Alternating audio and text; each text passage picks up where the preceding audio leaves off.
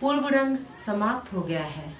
चलो अब जो कुछ सीखा है उसका अभ्यास करो। यह नवीन प्रयोग है, इसमें तनिक भी चूक नहीं होनी चाहिए। प्रणाम स्वीकार करें मुनिवर। सदा स्नेही बने रहें। कहें ऋषिगण, किस प्रयोजन से आना हुआ? हे मुनिवर, जब से आपने नाट्य शास्त्र की रचना की है, हमारे हृदय में कई प्रकार के प्रश्न उठ रहे हैं। हम उसी के उत्तर के लिए आपके पास आए हैं। पूछे, संकोच न करें। गुरुदेव, नाट्य शास्त्र की उत्पत्ति कैसे हुई और इसका उद्देश्य क्या है? आपने बहुत अच्छा प्रश्न किया है।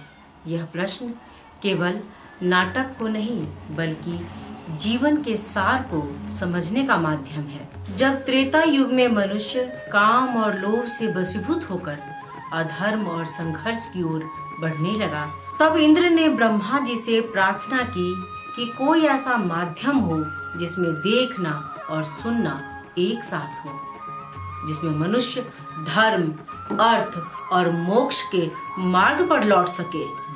लेकिन गुरुदेव, वेद तो ज्ञान का भंडार है।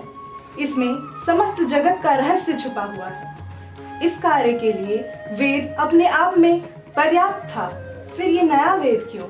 इसलिए कि वह समस्त जन के लिए सुलभ हो, सामान्य जन को नाटक के माध्यम से शिक्षा के मार्ग पर, धर्म के मार्ग पर ले जाया जा सके।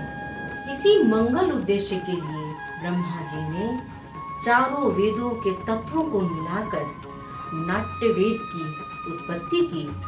चारों वेदों के तत्व ये क्या है गुरुदेव?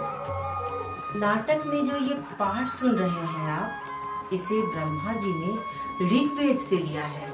इस सुंदर गान का आधार सामवेद है। यजुर्वेद से अभिनय और अथर्ववेद से रस को लिया गया है। चारों वेदों के अंगों को मिलाकर नाट्य शास्त्र की उत्पत्ति हुई है। गुरुदेव, तो क्या नाटक केवल देवताओं के लिए बनाया गया है? नहीं, यही प्रश्न दानवों ने ब्रह्मा जी से किया था। तब ब्रह्मा जी ने कहा था, नाट्य शास्त्र तो सबों के लिए है। यह देवताओं, दानवों और मनुष्यों के शुभ अशुभ कार्यों को दिखलाने वाला है।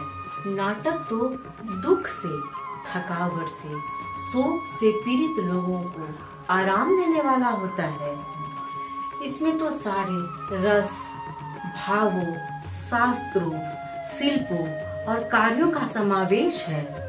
ऐसा कोई ज्ञान नहीं है, ऐसा कोई कार्य नहीं है जो नाट्य शास्त्र में न लिखे। अद्भुत, समस्त सृष्टि का समावेश, लौकिक और अलौकिक भी, बहुधर्मी, सारे प्राणियों के भावों की प्रतिनिधि कला। हाँ ऋषिगण, नाट्य को सभी कलाओं का उद्गम कह सकते हैं, या फिर कह सकते हैं सभी कलाओं का संगम। मुनिवर, नाट्य कला तो अद्भुत कला है। यह उतनी ही जरूरी है जितना जीवित रहने के लिए सांस लेना। फिर हमारा समाज इसे गंभीरता से क्यों नहीं लेता? कला कर्म को अनावश्यक क्यों समझा जाता है? हम तो कलाकार हैं, नीति के नियंता नहीं। कला कर्म करना हमारा धर्म है। हमारे विषय में, हमारी कला के विषय में नीति नियंताओं को तो विचार करना होगा। प्रयोग के साधन और अवसर उपलब्ध कराने होंगे। नाटक केवल कला नहीं है, समाज का दर्पण है। यह मानवता को सत्य के मार्ग पर ले जाने वाला माध्यम है। रंगमंच जाति, धर्म, भौगोलिक क्षेत्रों से परे होकर मानवीयता की बात करता है। आज भी रंगमंच समाज में विषम परिस्थितियों को दूर कर समाज में समता का भाव लाता है। ये भाव निसंदेह धरती को स्वर्ग बना सकता है। निसंदेह कला विहीन समाज तो पशुओं का समाज होता है। इसी आशा और अपेक्षा के साथ समाज कला और कलाकारों को वह स्थान दे जिसके वे अधिकारी हैं। मैंने नाट्य शास्त्र को पंचम वेद कहकर पुकारा है। पंचम वेद, समस्त वेदों का ज्ञान।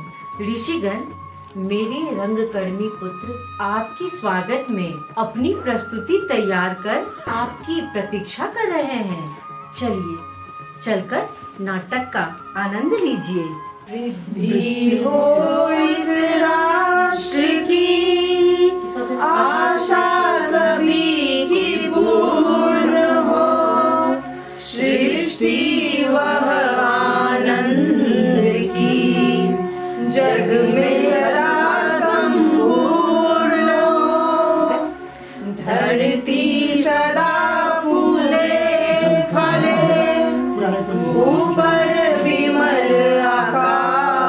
हो, सज्जन रहे